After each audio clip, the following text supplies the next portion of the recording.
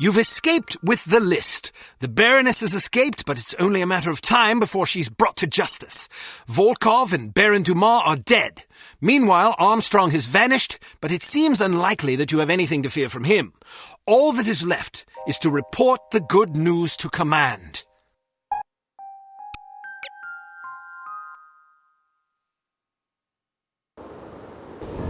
Mr. Jones, please. Whom may I say is calling? Kate Archer. One moment. Archer, you're alive? I suppose I am. There was a report that you'd been killed in an explosion. Oh, that? No, I survived. Did you get the list? I expect a telegram within the hour. This is excellent news. Are you all right? I'm fine. Maybe a wee bit tired. Nothing a nap and a sip of scotch won't clear up. Well, let me know the moment you arrive. Okay, see you soon. She's got the list. Unbelievable. Miss Kavanaugh, please alert cryptography that Agent Archer will be sending an encoded message within the hour. This is top priority. Don't congratulate yourself yet, Ms. Archer.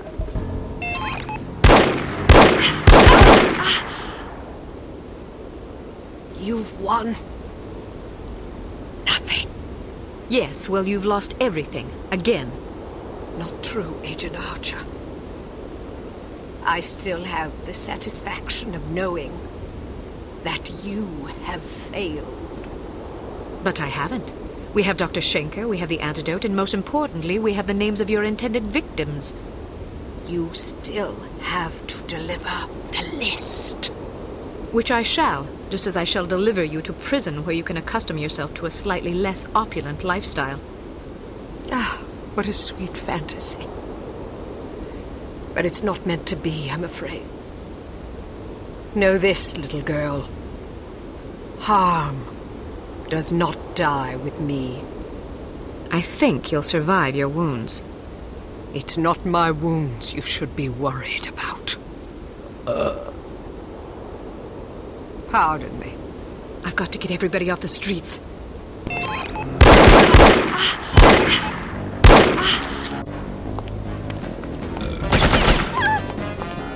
Inside, hurry! Get off the streets!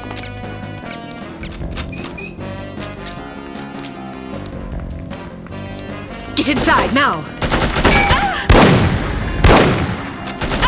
Get it!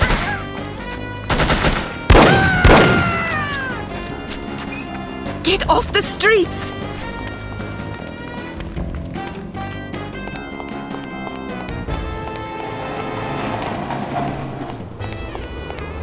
Hurry!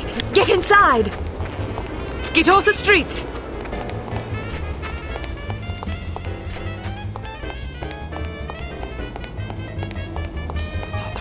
Get inside, now!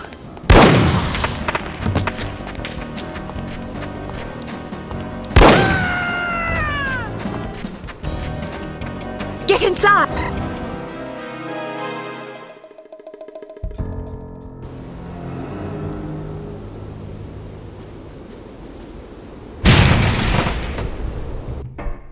Poor, pathetic creature.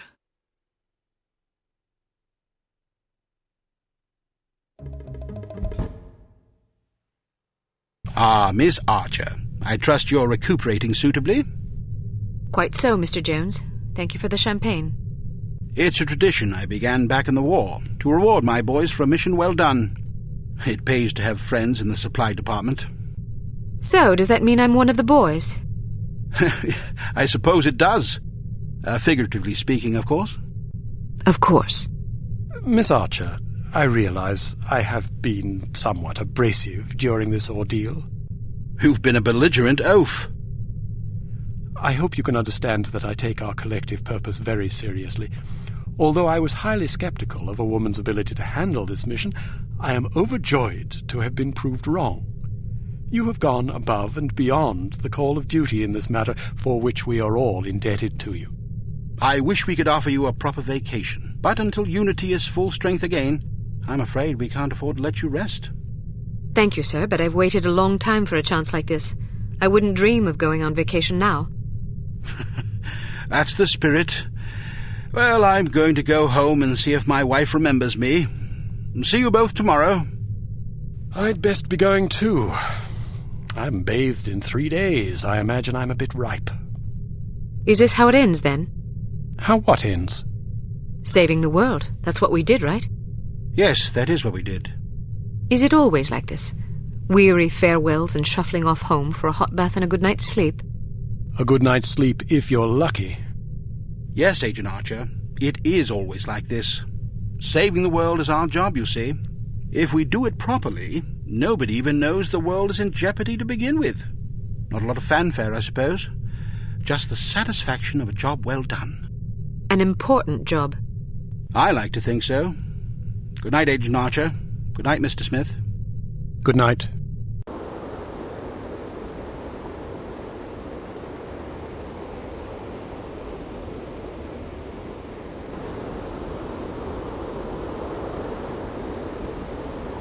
You were right. Last night I slept peacefully for the first time since my father died. How touching. Tom? You owe me more than you can imagine, Ms. Archer. I thought you... You have no idea what I put myself through, and I'm not gonna get a dime for it thanks to you. You're the traitor. Hey, I'm not proud of what I did, but I was gonna get a handsome paycheck as compensation.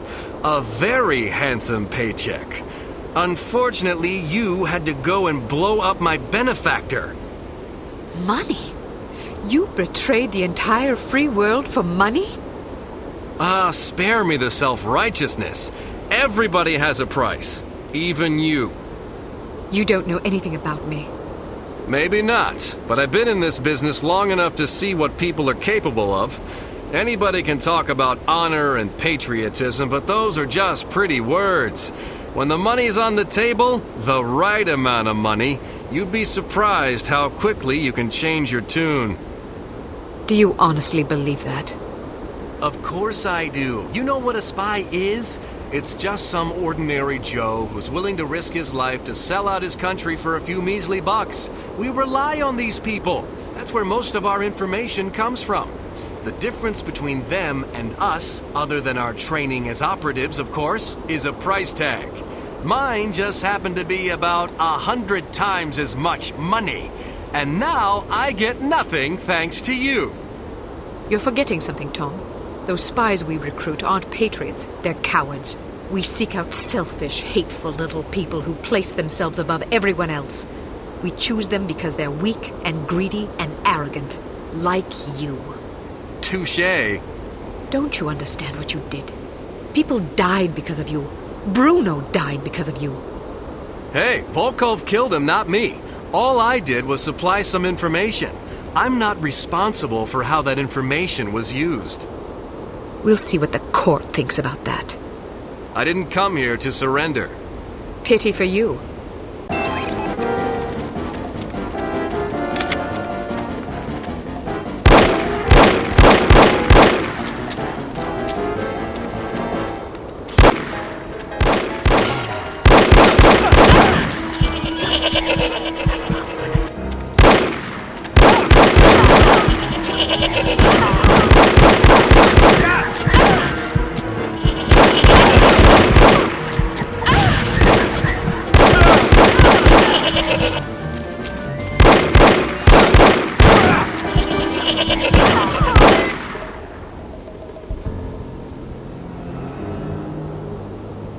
Drop your gun.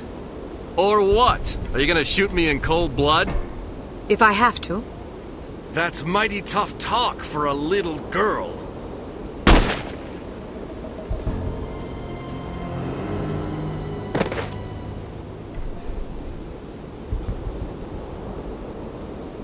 Mr. Smith, what are you doing here? Tending to some unfinished business. Mr. Jones? Are you all right, Miss Archer? Aye. What's going on? There's your traitor. You mean Smithy? How long have you known? I've suspected you for some time. You've only just now confirmed my suspicions. All this time you thought he might be a traitor? Indeed, but I had to be sure. You might have warned Bruno. He did. Bruno?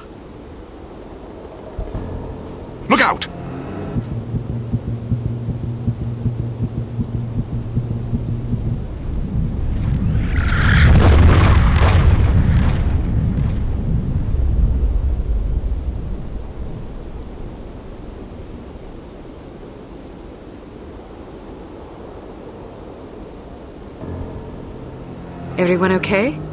Good shooting, Archer. But what about Tom? Tom Goodman died in Amsterdam. What? But I thought... The man you knew as Tom Goodman was an imposter. His real name was Melvin Blitzney. He's a former vacuum cleaner salesman from Akron, Ohio. I don't understand.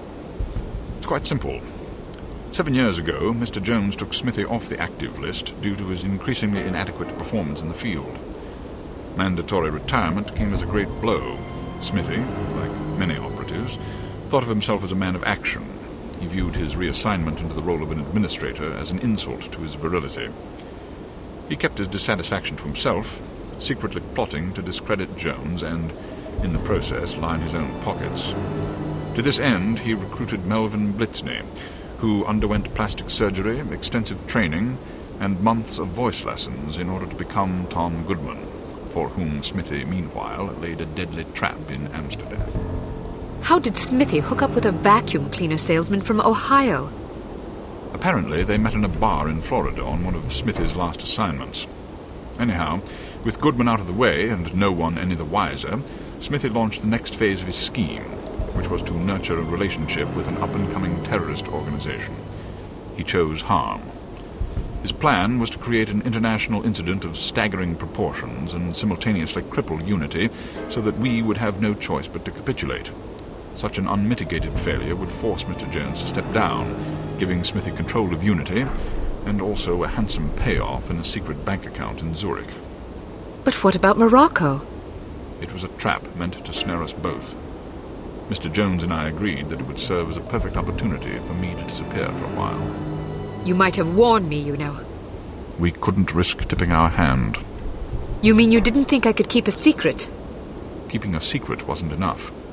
Smithy had to believe I was dead, which meant that you had to believe it as well. I'm truly sorry, Kate. Oh, you will be. But there are still some things I don't understand. Smithy was extremely forthcoming with information for someone who wanted us to fail. Every mission he sent you on was a trap. Eventually it occurred to him that you were far more competent than he had anticipated, but it was already too late by then. You had outwitted him. Besides, if he'd attempted to conceal information, he would have drawn suspicion to himself, which he couldn't afford. But why did Tom, or Melvin, whatever his name is, blow up the cargo freighter? To get rid of you, of course. But Inga Wagner and Magnus Armstrong were aboard the ship. They were expendable. If you knew all this, why didn't you just arrest Smithy and be done with it? Because we didn't know all this until very recently. Your investigations revealed much of the information we needed. But the final piece of the puzzle fell into place yesterday afternoon, when I found this in Smithy's flat. The puppet? Indeed. Unbelievable. I'm sorry I had to deceive you, Kate. Sorry's not good enough. Do you have any idea how devastated I was? I should leave you two alone. I'm sure you've plenty of catching up to do. You certainly looked sad. What do you mean? Well, I was watching when you came to pay your respects. You were spying on me? Not intentionally. I ought to kill you myself. Who's buried here anyway? No one. It's an empty casket. An empty casket? Calm down. Don't run away from me. Come back and take what's coming to you. Kate, please. You're overreacting. I'll show you overreacting, you bastard.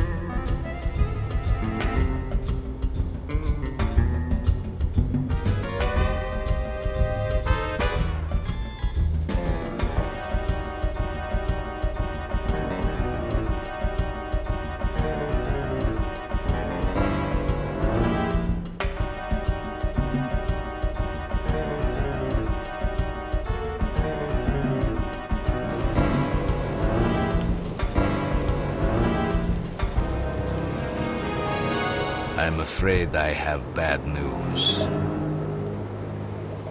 I'm already aware of the situation, Dimitri. No matter.